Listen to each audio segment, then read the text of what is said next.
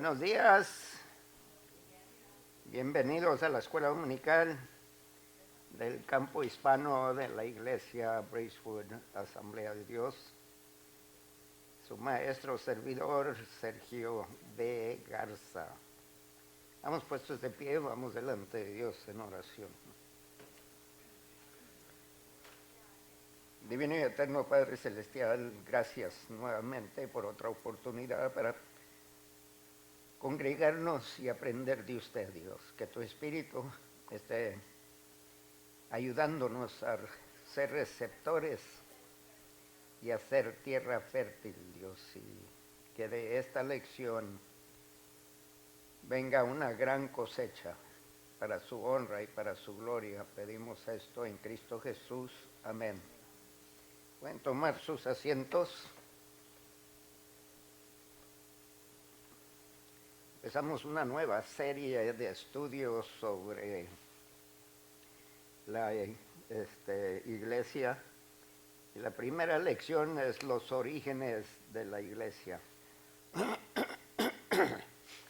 El 16º presidente de los Estados Unidos, Abraham Lincoln, en una ocasión dijo: todo lo que soy o puedo ser, se lo debo a mi ángel madre. Yo creo que todos nosotros podemos señalar ya sea a alguien, o ya sea padre, abuelo, o en el caso mío a un maestro en el Instituto Bíblico, que ayudaron a determinar la persona que hoy somos. La iglesia de hoy puede decir que debe su existencia, su identidad, su propósito a Dios, porque Dios es el que la inició. La iglesia no es una idea exclusiva del Nuevo Testamento. La idea nació en el Antiguo Testamento, en el corazón de Dios, y Dios empezó a formar la comunidad que hoy llamamos iglesia, con este fin y objetivo de que podamos aprender, podamos crecer y podamos prosperar en el nombre de Cristo Jesús. Hoy vamos a estudiar los orígenes de la iglesia. La verdad central es: la iglesia siempre ha sido parte del plan de Dios. Desde Adán y Eva, Dios ya tenía la idea del plan de la iglesia. La iglesia nunca fue una idea adicional ni una añadidura que llegó un día que Dios de repente decidió: bueno, ¿y ahora qué hago? Ya sé, voy a inventar la iglesia. No, Dios tenía todo bien planeado desde antes de la fundación de la tierra. Si me acompañan a Hechos capítulo 1 y el verso 4, el versículo clave, y gracias a Dios por el bosquejo que nos deja la hermana Lucía, escrito en español mexicano.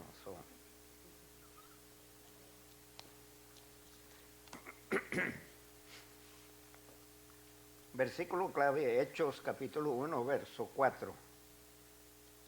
Y estando juntos, les mandó que no se fueran de Jerusalén, sino que esperasen la promesa del Padre, la cual les dijo: oísteis de mí.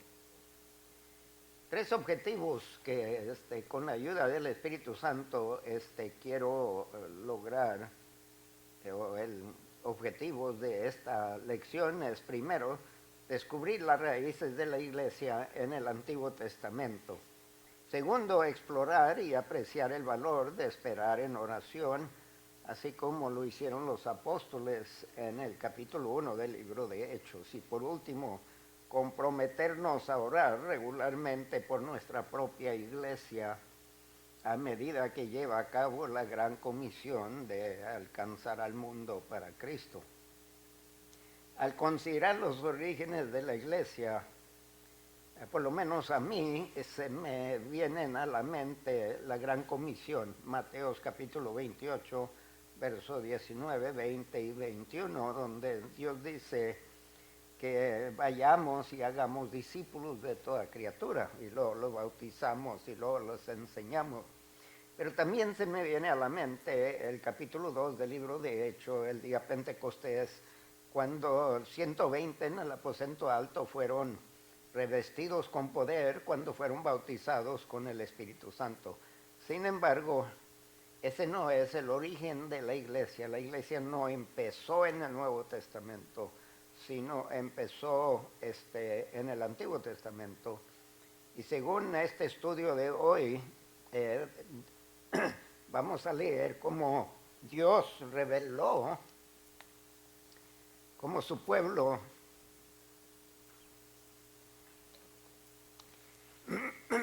se uniría y viviría en comunidad desde el Antiguo Testamento. El bosquejo de la lección de hoy será las raíces en el Antiguo Testamento. Válgame Dios.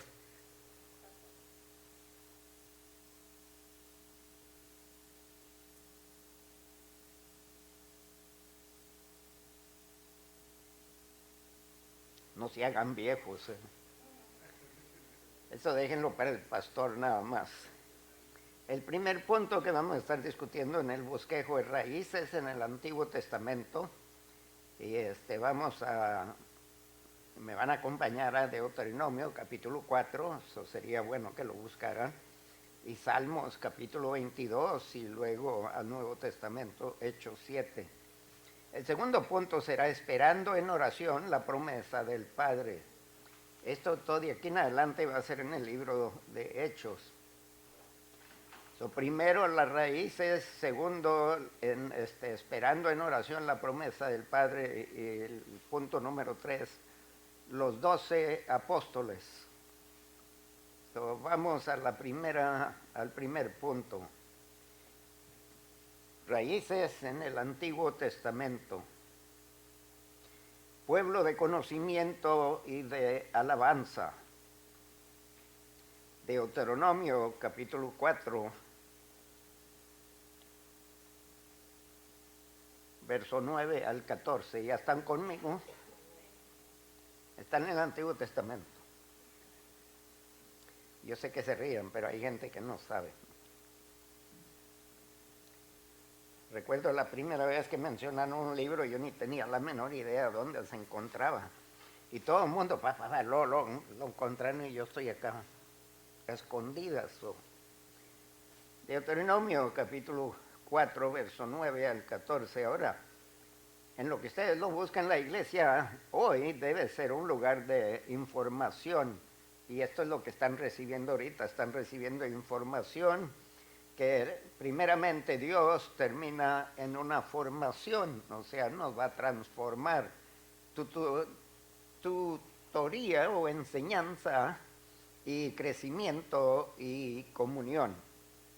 En las dos áreas completamente complementarias de la vida cristiana, la iglesia existe con ese fin de proveer información que espera transformar y enseñanza que resultará en crecimiento y producirá comunión. Hay dos áreas complementarias que todo eso se forma en la fe y la práctica, porque fe sin obras es muerta, según nos dice Santiago. Desde antes del Nuevo Testamento, Dios quería que su pueblo creyera la verdad y se comportara de la manera correcta a esa verdad, que nuestra vida no contradiga la palabra de Dios, sino la viva, sea un modelo de la palabra de Dios. Era el deseo de Dios desde antigüedad que su pueblo Israel conociera la palabra de Dios y viviera en acuerdo a ella. Y sigue siendo el deseo de Dios incidentalmente para la iglesia hoy en día, que conozca la palabra y que viva en acuerdo a la palabra, no en desconformidad a la palabra. Eso no ha cambiado, es el mismo deseo.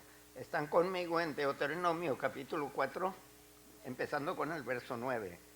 Ok, escúchenme y ustedes léanlo con sus ojos, yo lo leo con mi boca.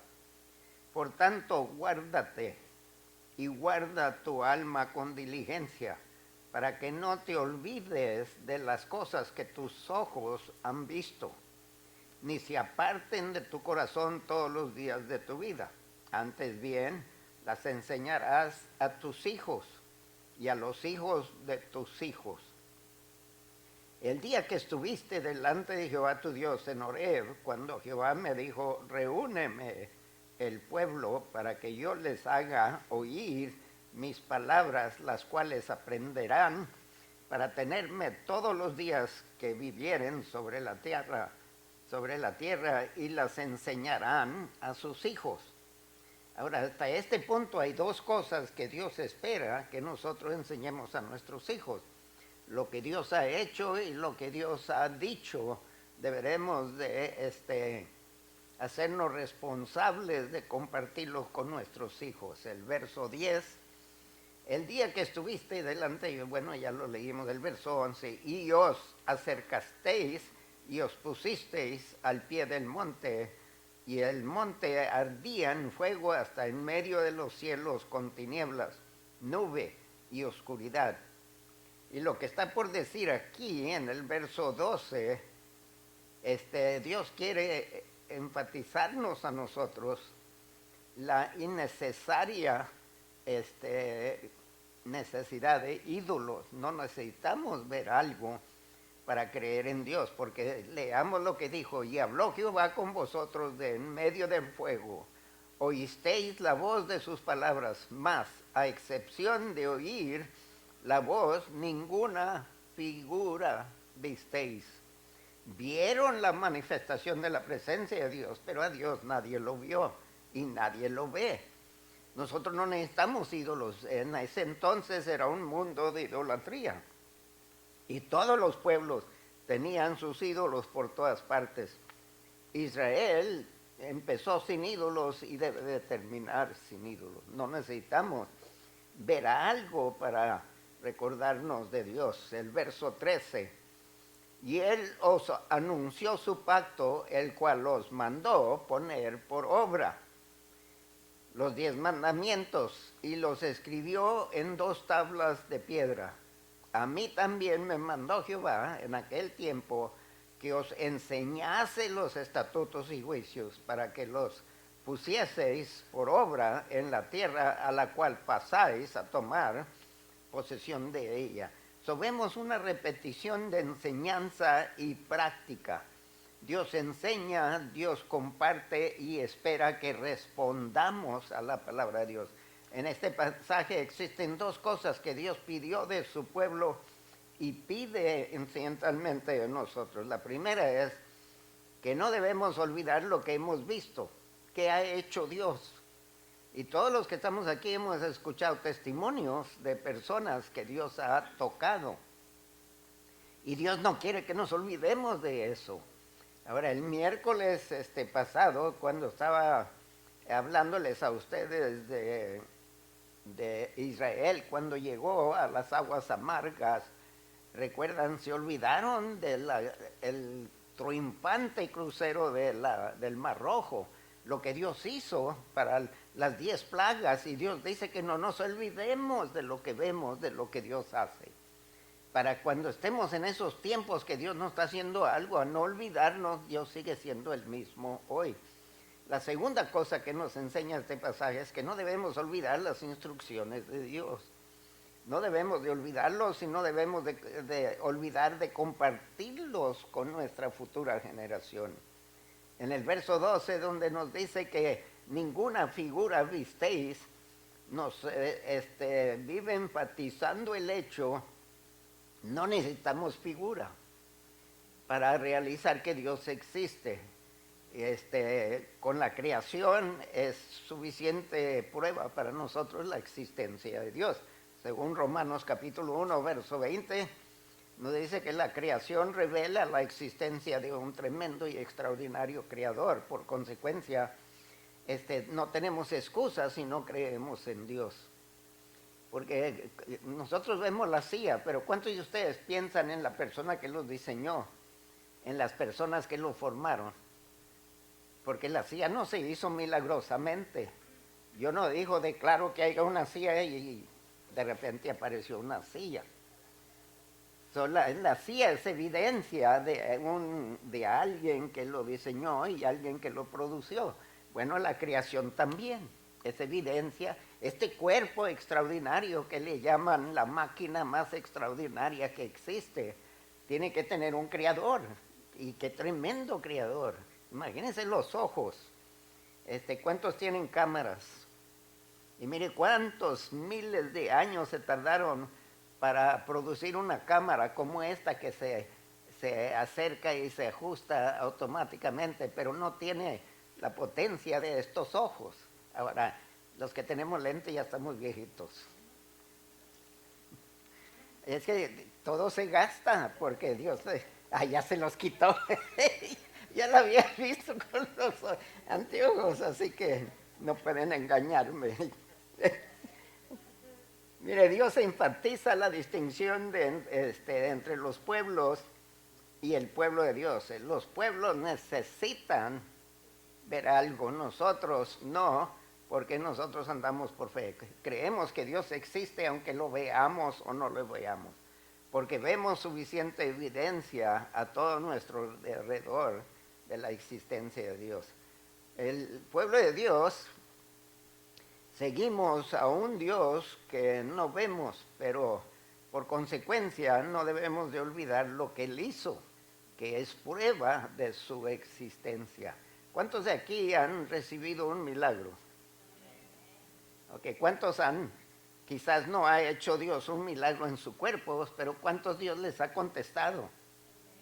Oiga, yo tengo innumerables testimonios que compartir con ustedes. Acompáñenme ahora a Salmos 22, verso 22 al 25. Y no olvidar dos cosas que Dios nos exhorta a no olvidar lo que Él ha hecho. Y la segunda cosa, no debemos olvidar las instrucciones de Dios. ¿Cuántos de ustedes se han olvidado de las instrucciones de manejar? Y no digan que no, porque muchos ahorita si tomaran el examen creo que fallaran en muchos. Pero la verdad es que se acuerdan de mucho, ¿verdad? ¿Cuántos de ustedes cuando ven un alto se detienen? ¿Y cuántos de ustedes ven para todos lados a ver si hay policía y luego se arrancan sin vergüenza? Pero debemos de guardar ciertas cosas en mente para saber cómo conducir. Pues de Dios lo mismo, no olvidarnos de lo que Dios ha compartido con nosotros de su palabra. Salmos capítulo 22, verso 22 al 25, porque aquí hay otras cosas que deben de estar evidentes en la iglesia de Dios hoy. Anunciaré tu nombre a mis hermanos. En medio de la congregación te alabaré. Aquí luego, solo con esto, nos dice a nosotros que debemos de proclamar a Dios. ¿A quiénes? A los hermanos. Y debemos de congregarnos, porque dice, en medio de la congregación te alabaré. Deberemos de congregarnos para alabarlo. Deberemos de anunciarlo y deberemos congregarnos y deberemos de alabarlo. Y eso es para la iglesia hoy en día también. No debemos de dejar de congregarnos, nos dice el autor de Hebreos. El verso 23 dice, los que teméis a Jehová, alabadle, glorificadle, descendencia toda de Jacob. Debemos de temer a Dios, con solo saber lo que sabemos de Dios, debe de nacer en nosotros temor, y el temor es el principio de ¿qué? De sabiduría. ¿Queremos ser sabios o necios? Yo no sé ustedes, pero yo quiero ser sabio. Yo respeto a Dios, le tengo una reverencia. Sería tonto no respetar los semáforos, los altos y las policías, ¿verdad? Eso fuera en contradicción a lo que aprendemos. Bueno, seríamos tontos si no respetamos a Dios, a base de lo que conocemos de Dios. Y luego nos dice glorificarle, descendencia toda de Jacob. Y incidentalmente la iglesia empezó con Abraham, con Isaac y luego con Jacob. A continuación, aquí en el verso 24, porque no menospreció ni abominó la aflicción del afligido, ni de él escondió su rostro, sino que cuando clamó a él, le oyó. A no olvidarnos, porque está hablando términos pasados, no dice le oye, dice le oyó. Y a base de lo que leemos en el Antiguo Testamento, a no olvidarnos lo que Dios hizo, lo que Dios dijo y ponerlo en práctica en nuestros días. El verso 25, de ti será mi alabanza en la gran congregación. Otra vez, no dejar de congregarnos. Mis votos pagaré delante de los que le temen. Si hacemos un voto delante de Dios, debemos de cumplirlo. Aquí tres cosas que quiero enfatizar en este pasaje que acabamos de leer en cuestión de nosotros, la iglesia. Es primero anunciar su nombre a otros, a hermanos primero, luego en medio de la congregación alabarle. Debemos de congregarnos para alabarle porque somos del mismo acuerdo, de la misma fe. Por consecuencia nos congregamos y en la congregación le alabamos a Dios, le damos gracias. Y luego por otro, temerle. Debemos de temerle, debemos de tenerle reverencia, debemos de respetar a Dios en todo. Ahora vamos a juntar las 4 cosas que aprendemos de Deuteronomio y de Salmos 22, Deuteronomio 4 y Salmos 22. Primero, no debemos olvidar lo que hemos visto de Dios en nuestros días. Tendemos que cuando de repente Dios no está actuando, no está manifestándose, no está obrando, nos olvidamos todo lo que ha hecho. Oiga, el Dios de ayer es el Dios de hoy y será el Dios mañana, porque Dios no cambia. Y si lo hizo una vez, lo puede hacer otra vez. Y si decide no hacerlo, tiene algo mejor para nosotros. Lo segundo, no olvidar las instrucciones de Dios. Y si no olvidamos lo que Él ha hecho, lo que hemos visto, y si no olvidamos las instrucciones, entonces deberemos de proclamarlo, deberemos de anunciarlo. No hay salvación fuera de Dios, no hay otro Salvador para el mundo. Y por consecuencia, para asegurarnos de que generación tras generación no se olvida de Él, tenemos que anunciarlo, tenemos que proclamarlo, tenemos que testificar de Él. Y luego debemos de alabarlo en medio de la congregación, a no dejar de congregarnos, invitar gente a la congregación y alabarlo en medio de los hermanos. Y por último, deberemos de comportarnos tal que le tememos, mostramos el respeto para Dios en todo tiempo. Alguien dijo que, ¿cuál fue se me fue la frase, pero dijo que lo que hacemos en tiniebla debe de ser lo mismo que hacemos en la luz. O sea, que no importa dónde estemos, debemos de temer a Dios, porque aunque Dios no se ve, pero Dios en todo lugar está. En todo tiempo debe de haber una reverencia de parte nuestra. Vuelvo a enfatizar 5 cosas aquí. Primero, no olvidar lo que Dios ha hecho. Segundo, no olvidar las instrucciones de Dios, su palabra, y vivir en acuerdo a ella. Número 3, debemos anunciar su nombre, porque fuera de Dios no hay esperanza para este mundo. Y número 4, debemos de congregarnos y alabarle. Y número 5, debemos de reverenciarlo, debemos de tenerle respeto. Su punto B, palabras de vida que dar a otros. En Hechos, capítulo 7, verso 37 al 38.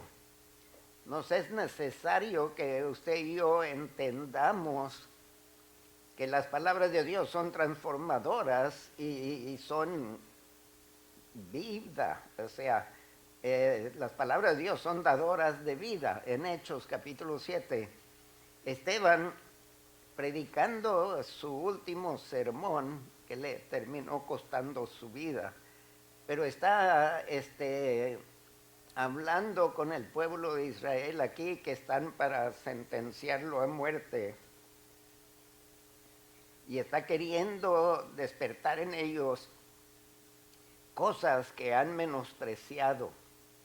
Y no tenemos el lujo de poner la palabra de Dios a un lado en ningún tiempo. Siempre deberemos de mantenerlo pendiente, así como las reglas de manejar debemos de tener pendientes, si no nos vamos a meter en accidentes. Hechos capítulo 7, versos 37 y 38. Este Moisés es el que dijo a los hijos de Israel: profeta os levantará el Señor vuestro Dios de entre vuestros hermanos, como a mí, a él oiréis. Este es aquel Moisés que estuvo en la congregación en el desierto con el ángel que le hablaba en el monte Sinaí y con nuestros padres, y que recibió palabras de vida que darnos. Ahora, cuando está hablando del profeta que Dios levantará, así como Moisés, les está queriendo preparar para decirles: Jesús es el profeta de quien profetizó Moisés. So, quiere concluir con el hecho de: ahora me están persiguiendo porque yo hablo de Jesús, aquel que ustedes crucificaron, resucitó, y ese pensamiento más adelante terminó costándole su vida. So, Esteban les está recordando de los mandatos de Dios, que tienen dos cosas por objetivo. La palabra de Dios primero quiere superar nuestros desafíos.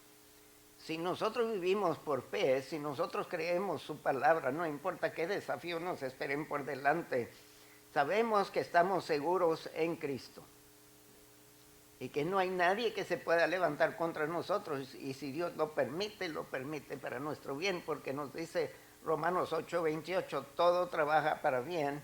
¿Para quién? Para el que ama a Dios. Lo segundo es preservarnos como su pueblo escogido, a nunca perder de vista. Dios nos escogió antes de la fundación para ser santos y sin mancha en Cristo Jesús.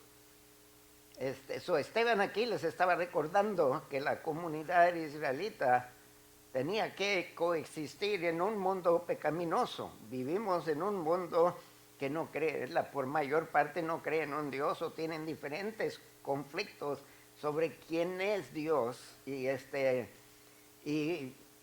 las enseñanzas nuestras están en conflicto con lo que es popular, y más cada día estamos más y más en conflicto. Y Dios nos pide a nosotros que no nos olvidemos de lo que Dios ha hecho, no nos olvidemos de su palabra, no dejemos de congregarnos, no dejemos de alabarle, no dejemos de temerle. En todo esto debemos de seguir adelante como iglesia de Dios. La diferencia de la comunidad de Dios y la gente que vive en el mundo son que la gente que vive en el mundo no sigue las instrucciones de Dios. Usted y yo deberemos de seguir las instrucciones y ser fiel a ellas, y esto nos va a hacer una distinción entre el mundo, y por consecuencia vamos a hacer un contraste. Ellos aman la tiniebla, nosotros amamos la luz. Desviarnos de los mandatos de Dios va a traer consecuencias serias, y Esteban está queriendo enfatizarle al pueblo de Israel eso. No podemos apartarnos de la palabra de Dios sin pagar consecuencias de eso. ¿Cuántos han pagado infracciones de tráfico? Yo soy inocente por este último año, pero ¿qué quiere decir? Que por más buenos choferes que quisiéramos ser, metemos la pata, ¿no? Gracias a Dios que Dios, si confesamos, Dios nos perdona y nos limpia de toda inmundicia. Pero la verdad es que cada vez que nos apartamos de la palabra de Dios hay consecuencias. Si nos pasamos de la palabra de tránsito, de manejar, hay consecuencias inescapables. A veces nos escapamos y le damos gracias a Dios porque no hubo policía que nos pescó. Pero la verdad, nosotros sentimos que hicimos mal, y luego empezamos a voltear, y si oye un policía por ahí, ya me pescaron. Luego pensamos lo peor. Bueno, no, por favor, no apartarnos de la palabra de Dios. Ahora, por otro lado, seguir sus mandamientos traerá o nos asegurará la presencia de Dios y bendiciones de Dios. Porque Dios es galardonador del que le obedece, del que cree en Él. Esperando después ahora el punto número 2, esperando en oración la promesa del Padre. Instruidos por el Espíritu Santo, acompáñenme al libro de Hechos, capítulo 1, verso 1, 2 y 3. El libro de Hechos incidentalmente se llama el libro de Hechos de los Apóstoles, pero la verdad es que debería de ser llamado los Hechos del Espíritu Santo, porque aparte de Dios nada podemos hacer. Jesús nos los dice en el Evangelio según San Lucas. En el Evangelio según San Juan nos dice que aparte de Él nada podemos hacer, cuando está hablando que Él es la vid, nosotros somos los pámpanos, o si nos separamos de la vid, somos inútiles. El libro de Hechos es el libro de Hechos del Espíritu Santo. Este libro que vamos a empezar a leer, solo el capítulo 1, nos permite ver que estamos destinados a ser personas de la palabra de Dios y del Espíritu Santo. Incidentalmente, en el Antiguo Testamento tenían la palabra de Dios y el Espíritu Santo en ocasiones descendía sobre la gente. Hoy en día el Espíritu está en nosotros. ¿Cuántos aquí son templo del Espíritu Santo? Ok, eso no podemos decir, ay pastor, metí la pata, pero es que yo no sabía, no podía. Acuérdese quién está en usted. Usted no sabía, pero el que está en usted sí sabía. Y si usted es sensible al Espíritu Santo, el Espíritu va a proveer instrucción y dirección y orientación. Ahora, de la palabra de Dios recibimos instrucción, mientras del Espíritu Santo recibimos poder para hacer lo que Dios quiere que seamos en acuerdo a la palabra de Dios. Dios quiere que seamos testigos. Dios quiere que seamos sus hijos. Dios quiere que seamos sus siervos. Ahora, Hechos capítulo 1, verso 1 al 3, ¿ya lo encontraron? Ok. Dice, en el primer tratado, ¿cuál fue el primer tratado de Lucas? Porque Lucas es el autor del libro de Hechos. ¿De qué tratado se refiere? Debería ser fácil para ustedes. Si el libro de Hechos fue escrito por Lucas, ¿qué otro libro fue escrito por Lucas? ¿Ah? El Evangelio según San Lucas, hombre. No dice según San Sergio, según San Lucas.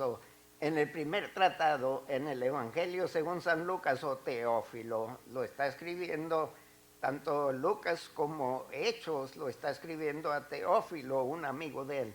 Quiere ganárselo para Cristo. Acuérdese lo que dice, voy a proclamar la palabra de Dios a mis hermanos, es lo que está haciendo Lucas en estas dos cartas.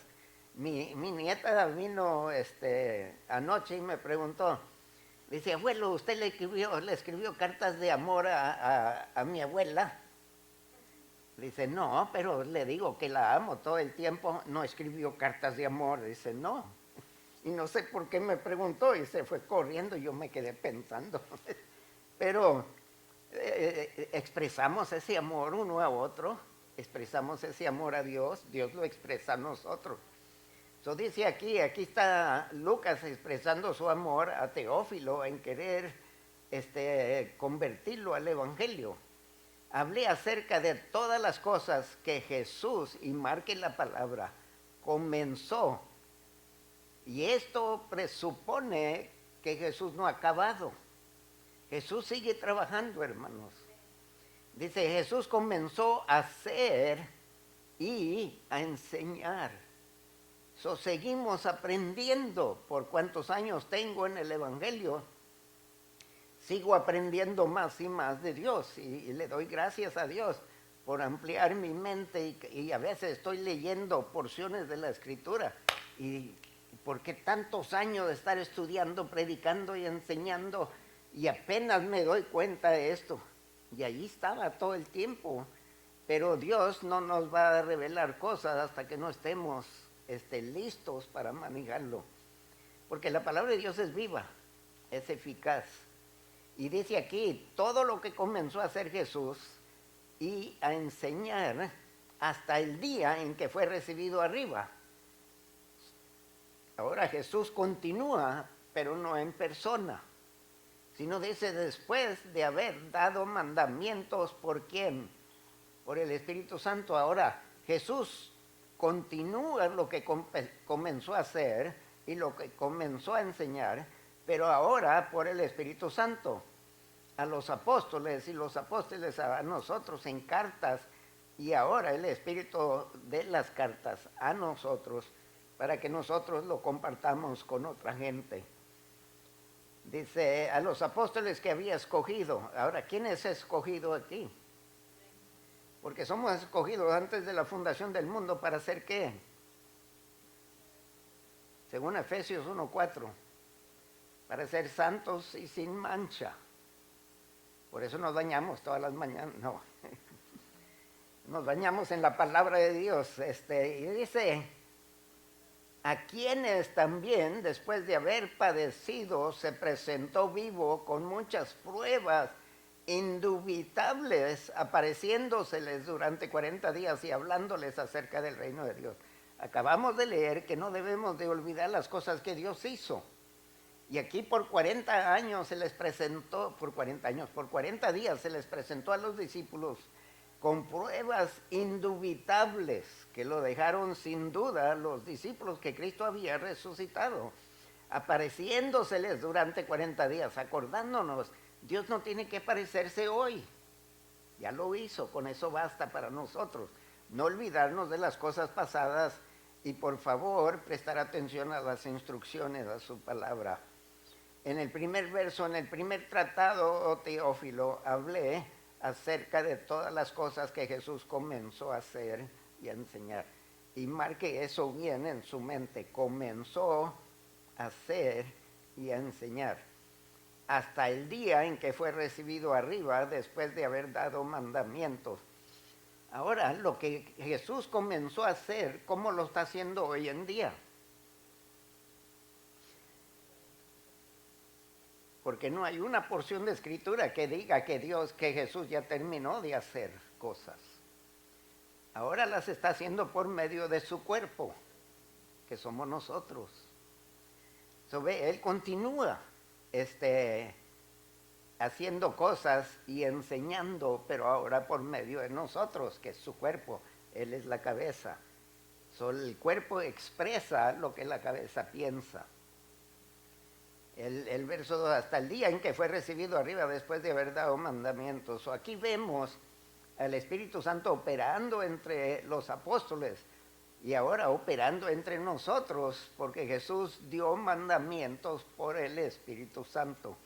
Ahora Dios continúa trabajando en nosotros por medio del Espíritu Santo. Déjenme leer 2 versos, no tienen que buscarlos, pero en Lucas capítulo 3, verso 22. Cuando Jesús fue bautizado, ¿qué eventos ustedes recolectan del bautismo de Jesús? No estuvimos presentes, pero la palabra nos da descripción de lo que aconteció cuando Jesucristo entró en el río Jordán para ser bautizado por Juan el Bautista, y despuésito de que lo bautizó y salió del agua, ¿qué pasó? Ok, la paloma, que fue el Espíritu Santo, descendió como paloma sobre él. ¿Qué otra cosa? Ok. Y bajó oro del cielo, de las calles de oro. No. Ok, dijo, este es mi hijo en quien tengo complacencia, hacer caso, prestarle atención. En Hechos capítulo 10 y el verso 38, en explicación de lo que pasó el día que Jesús fue bautizado. Y acuérdense, Jesús anduvo en la carne, dependiendo de Dios. Dice, yo vengo a decir lo que el Padre dice y hacer lo que el Padre hace. No vino como Dios, vino como ser humano, aunque no dejó de ser Dios, pero él se vació, según en Filipenses capítulo 2, pero el Espíritu vino sobre él, y nos dice Hechos capítulo 10, verso 38, como Dios ungió con el Espíritu Santo y con poder a Jesús de Nazaret, ahora nos ha ungido a nosotros con el Espíritu Santo y con poder para hacer lo que Jesús hizo. No olvidarnos de lo que Jesús hizo, porque usted y yo lo podemos hacer.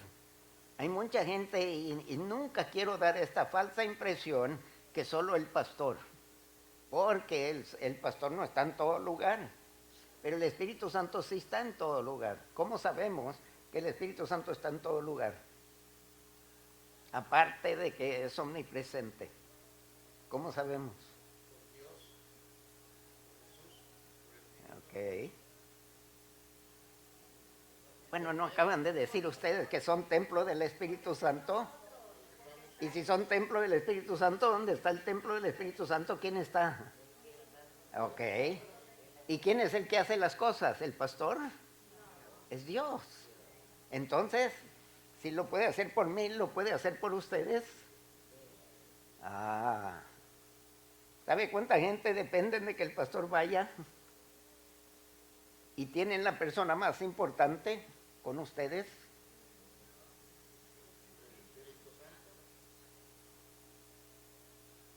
Y el Espíritu Santo anduvo con Jesús.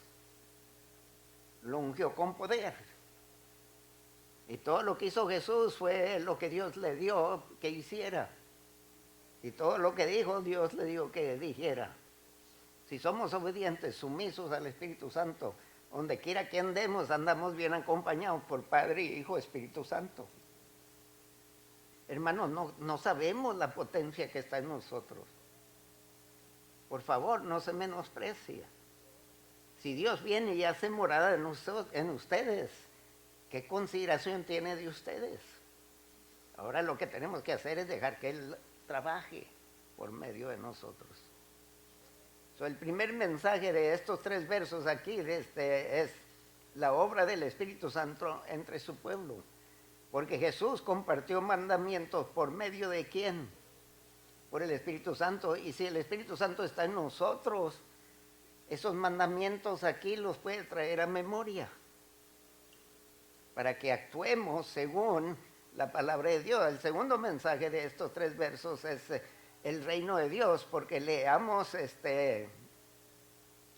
donde dice aquí el verso 3, a quienes también, después de haber padecido, se presentó vivo con muchas pruebas indubitables, apareciéndoseles durante 40 días y hablándoles acerca de ¿qué?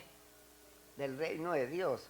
Ahora, si Jesús estuvo hablando del reino de Dios y nosotros deberemos estar hablando del reino de Dios, ¿qué estamos diciendo? Piénselo bien.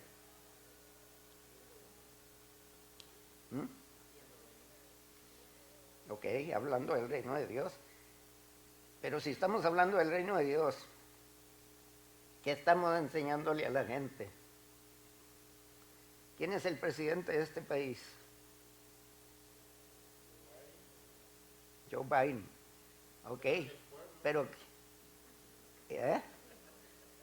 para aquellos que votan.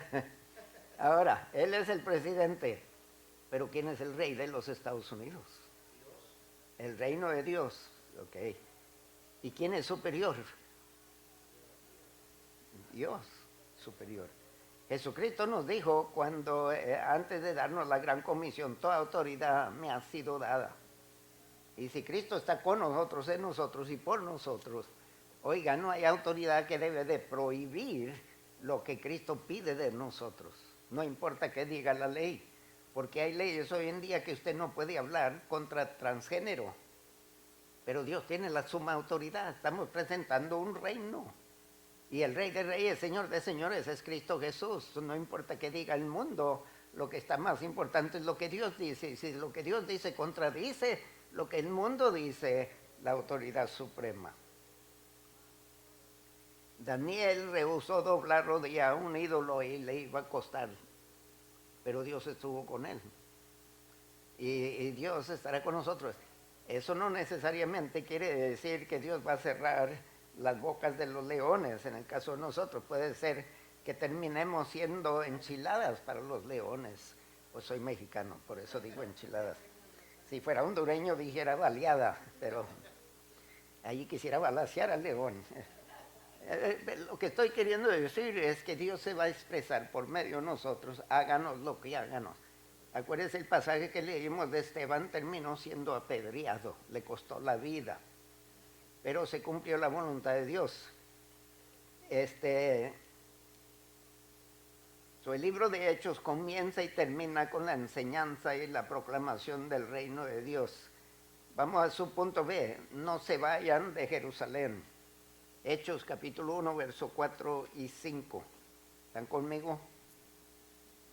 Nos dice, y estando juntos, les mandó que no se fueran de Jerusalén, sino que esperasen la promesa del Padre, la cual les dijo, oísteis de mí, porque Juan ciertamente bautizó con agua, mas vosotros seréis bautizados con el Espíritu Santo dentro de no muchos días. Qué tan importante era para Cristo que la iglesia fuera bautizado con el Espíritu Santo. ¿Será igual de importante hoy en día? Yo digo que sí.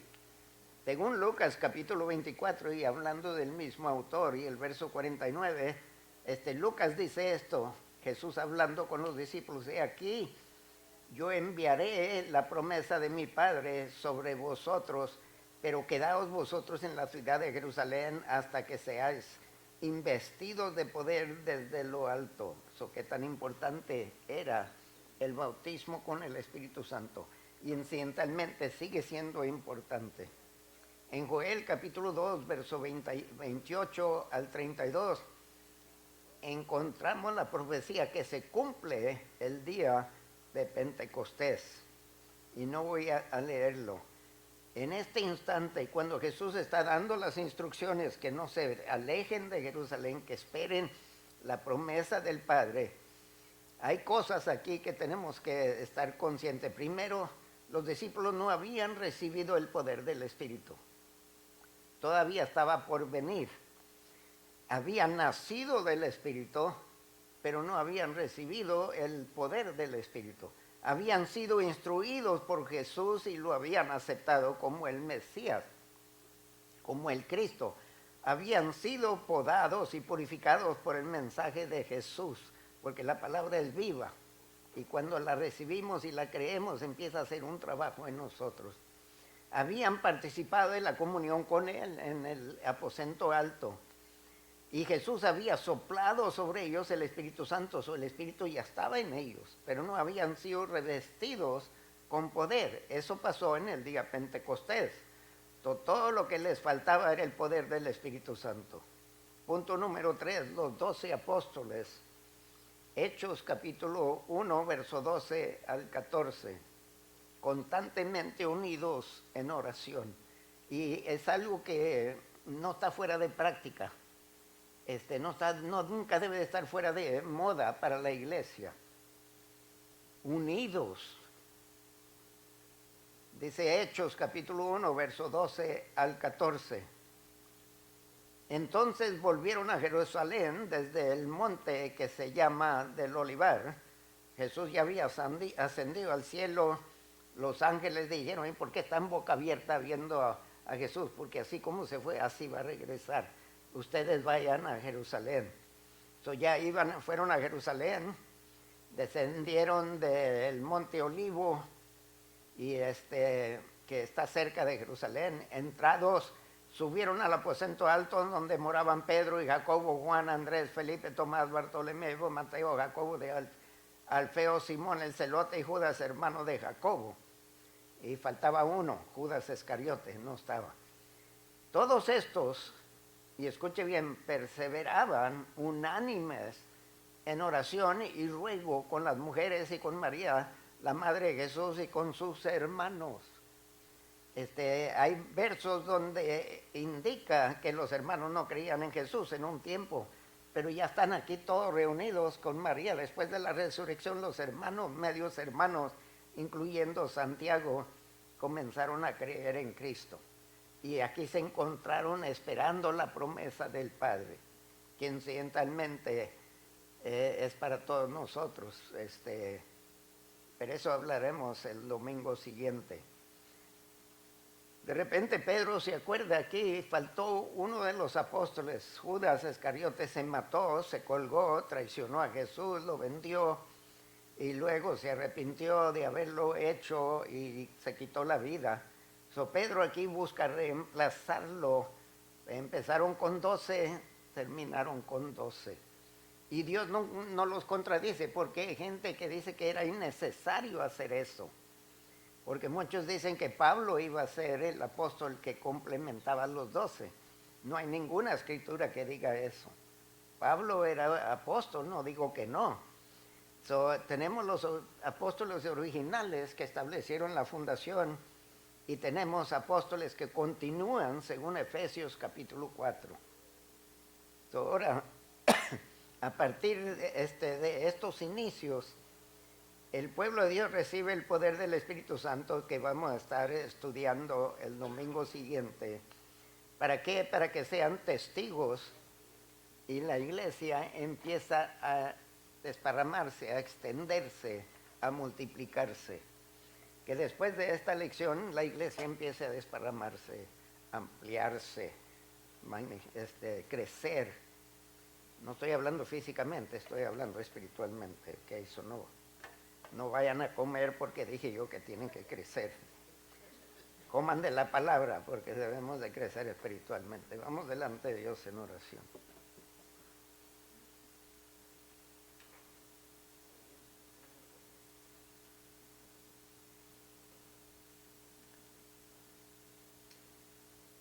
Divino y eterno Padre Celestial, Señor, gracias por compartir estas porciones de tu palabra. Ayúdanos a captar aquello, Dios, necesario para nuestra edificación en el Espíritu Santo y para nuestra expresión, Señor, del Evangelio a un mundo en gran necesidad de conocer de usted, Señor.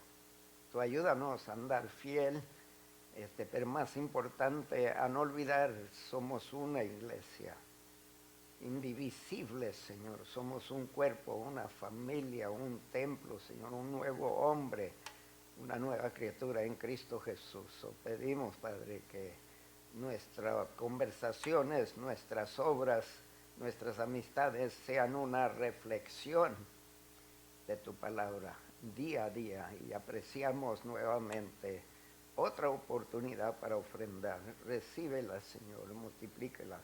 Y gracias porque de lo que nos has dado te damos, Señor, y te lo damos alegremente.